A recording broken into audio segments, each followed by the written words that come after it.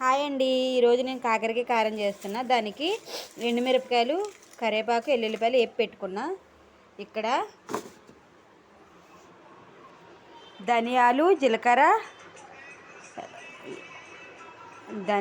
జీలకర్ర, కందిపప్పు, మినపప్పు, శనగపప్పు, పెసరపప్పు, నువ్వులు అన్నీ వేసి దోరగా వేయించుకుని పెట్టుకున్నా. కడాయి వెలిగించుకుని నూనె పోసి పెట్టుకున్నాను. 2 కేజీల కాకరకాయలు కడిగి కట్ చేసి పెట్టా.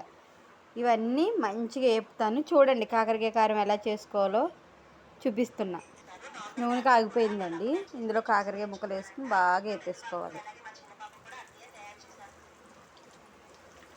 కాకరకాయ ముక్కలన్నీ ఎర్రగా వేపేసుకుని ఈ లోపల మనం వేపుకున్న పప్పులు, కరివేపాకు, ఎండుమిరకాయలు, ఎల్లుల్లిపాయలు చల్లారుతాయి కదా, అవి పొడి చేసి పెట్టుకోవాలి. నువ్వుల నూనె, పల్లి నూనె పొంగిపోతుంది.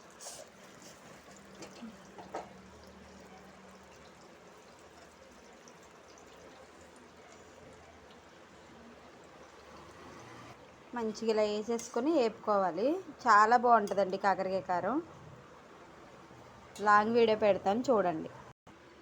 ఇవన్నీ చల్లగా అయిపోయినాయండి. కొంచెం కొంచెంగా మిక్సీ పట్టేసుకుంటాను. ఇదిగోండి మిక్సీ పట్టేసుకుంటున్నాను. మీలో ఎంతమందికి కాకరకాయ అంటే ఇష్టం, కాకరకాయతో చేసే వంటలు అంటే ఇష్టం, ప్లీజ్ కామెంట్. చూడండి ఇలా మెత్తగా పట్టేసుకోవాలి.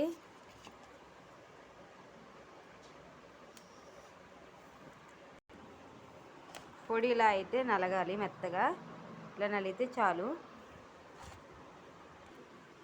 మిక్సీ పట్టుకున్న పొడి మొత్తం ఈ పళ్ళులో వేసేసుకున్నానండి. ఇప్పుడు కాకరకాయలు వేపి ఇందులో వేసి కలుపుతా. చూడండి కాకరకాయ ఇలా వేగాలి. మొత్తం ఇలా వేగిపోయాక ఇందాక మిక్సీ పట్టుకున్న పొడిలో మొత్తం వేసేసుకోవాలి.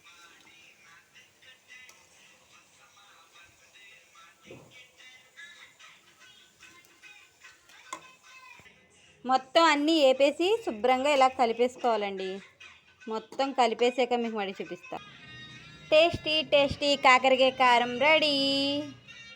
ఇలాగా కారపొడికి కారానికి ఇలా కాకరకాయలు వేపుకొని ఇలా కలిపేసుకోవాలండి. దీన్ని చక్కగా తింటుంటే ఎంత బాగుంటుందో వేడివేడి అన్నంలో. మీరు కూడా చేసుకుని ఎలా ఉందో నాకు కామెంట్ చేయండి. Bye friends.